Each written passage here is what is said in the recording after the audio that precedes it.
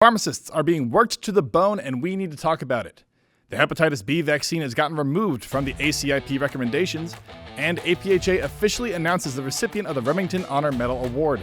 That's just some of what we're talking about on today's RX Report Season 1 finale.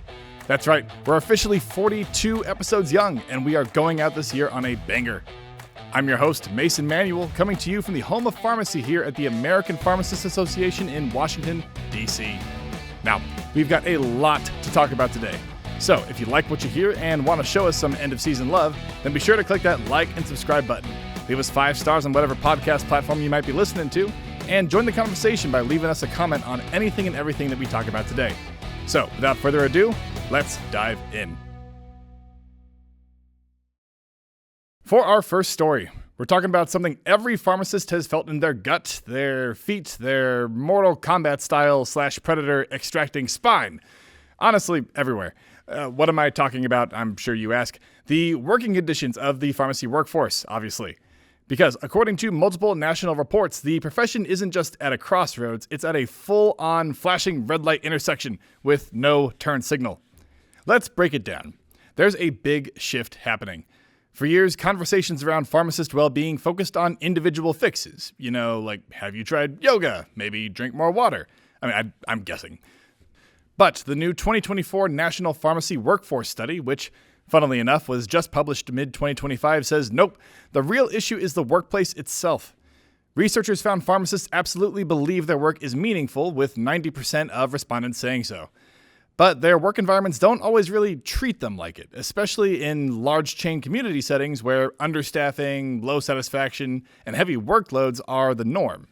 However, independent pharmacies, on the other hand, have reportedly had a much better vibes, primarily thanks to what the study identified as lower workloads than their large chain counterparts. So what do we do from here? APHA, ASHP, and NABP teamed up together to create the Implementing Solutions Summit 2.0 to provide a framework to combat these issues. Primarily, they recommend fixing workflows by removing redundant tasks, fostering psychological safety, pushing for payment reform, and providing tools for measuring burnout and well-being so that pharmacies can take better care of their pharmacists. The National Academies of Sciences, Engineering, and Medicine also published their innovations in a Pharmacy Training and Practice in Advanced Patient Care report, talking about these solutions. You can find more about that in the link below. We can also expand pharmacists' ability to help patients, and recently progress was made on that front with the Support for Patients and Communities Reauthorization Act of 2025, which was just signed into law. This law will allow organizations like APHA to provide CPE training to fulfill requirements to allow pharmacists to prescribe things like buprenorphine, which is an essential medication for treating OUD or opioid use disorder.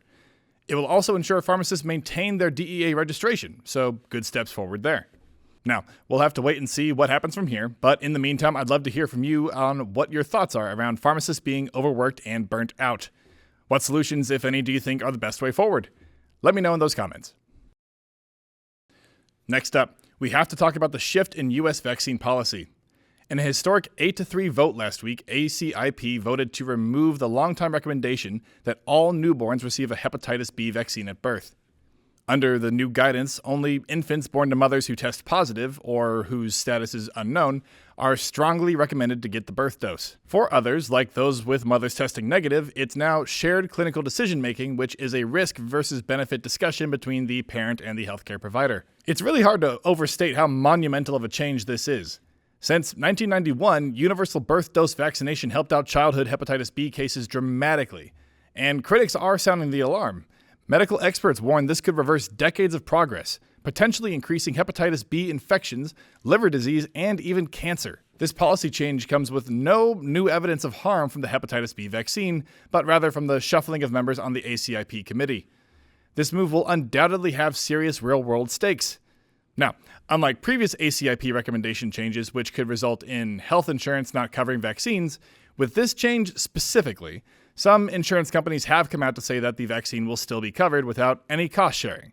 So it's not all scary news. As of this taping, the interim CDC director has not officially signed off on these policy votes, and it is not reflected in the CDC childhood immunization schedule. As we wait to see what new information comes to light on this, I'd love to hear your thoughts on the ACIP hepatitis B vaccine changes.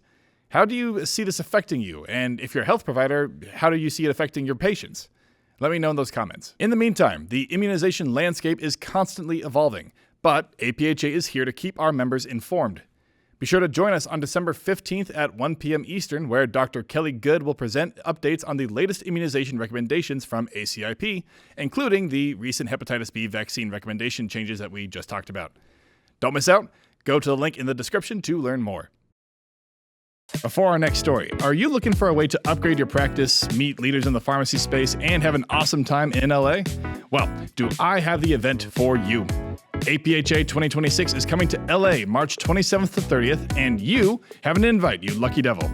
Meet leading speakers, nab CE from tons of education sessions, level up your connections, and hit the beach on the way out. Say hi to me, I'll be there. What's not to love? Go to aphameeting.pharmacist.com to register today, and I'll see you there. Again, that's aphameeting.pharmacist.com. No RX Report season finale would be complete without my favorite section, Pulse on Practice, where we explore the latest pharmacist policy updates happening across the country. To give us this inside look on the murky river Styx of the subject, we've got our own personal care on the boatman in the form of my man Brian, here to lead us. Brian, take us away.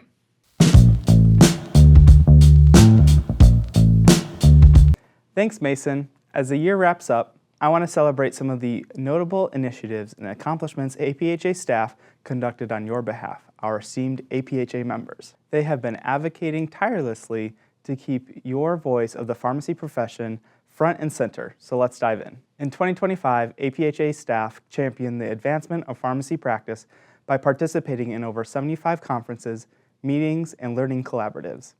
And that wasn't the end. They partnered with around 20 healthcare provider, pharmacy, and patient advocacy organizations to build coalitions that better support the health of our communities. APHA staff in these meetings were often the only pharmacy voice at the table. That matters because it creates opportunities for patients to receive essential healthcare services from pharmacists and pharmacy personnel. They represented APHA and the profession via video and print interview on major media outlets such as CBS News, CNN, NPR, the New York Times, and many others. This allows accurate information to reach APHA members, healthcare providers, and the public. APHA staff were also on the front lines of policy, ensuring pharmacists' priorities were heard at the highest levels of government. In 2025, they held over 100 meetings with elected officials and congressional staff. They submitted 20 congressional comment letters and testimonials, as well as nearly 100 state and federal regulatory letters. H.R. 3164 and S. 2426, the House and Senate versions of the Ensuring Community Access to Pharmacist Services Act, or ECAPS, were a significant focus of APHA this year. With nearly 100 combined co-sponsors in the House and Senate and a pharmacist testifying in support at a recent congressional hearing, this bill is closer than ever to becoming law. Also, APHA's president, Randy McDonough, testified before the Senate Judiciary Committee to hopefully get long overdue Pharmacy Benefit Manager, or PBM reforms, finally across the finish line this year. Every meeting, every partnership, and every advocacy push has moved pharmacy forward in ways that matter to APHA members, and we are not slowing down. 2026 is our opportunity to go even bigger, more access, recognition, and impact. Thank you to our incredible APHA members. Your support makes it possible for us to advocate for pharmacists on the front lines of patient care every day. We're proud to work on your behalf and for the pharmacy profession. For more details on the impact APHA has made this year, watch out for the APHA's 2025 annual report. Back to you, Mason. Next up, we are talking about the Super Bowl / Oscars / Emmys of the pharmacist profession, the Remington. APHA announced this week that Dr. Thomas Mennigan will receive the 2026 Remington Honor Medal, considered the highest recognition in pharmacy. Named after Joseph P. Remington, a legend in pharmacy education, manufacturing, and practice, the medal honors individuals whose contributions shaped the profession in lasting, transformative ways. APHA CEO Michael Hogue put it simply, the award represents the pinnacle of achievement. Tom Mennigan is a humble leader who would rather uplift others than take credit for himself. That's all the more reason he is the perfect choice for the Remington Honor Medal. He has made a significant impact on so many aspects of our profession and is well deserving of this recognition. To run through just a few highlights, he Served as APHA CEO and Executive Vice President from 2009 to 2020. He previously led public relations, advocacy, and business development at APHA in the late 80s and early 90s, and he championed landmark initiatives, including the national push for pharmacist provider status, the creation of Pharmacy Library, Pharmacy Profiles, and Advance, the massive growth of the Board of Pharmacy Specialities and APHA Foundation, and the launch of the Pharmacy HIT Collaborative. Okay, I'm going to need to bring an O2 tank in here for next season. Anyway, please join us in congratulating Dr. Menigan. And that is our show. Let me just take a second to say thank you so much for watching and engaging and following the show for our first season. We've come a long way in a short time, and we're planning to go even bigger and better with season 2, which will premiere in January of next year. I want to give a big thanks to the amazing team behind the scenes that make this show possible.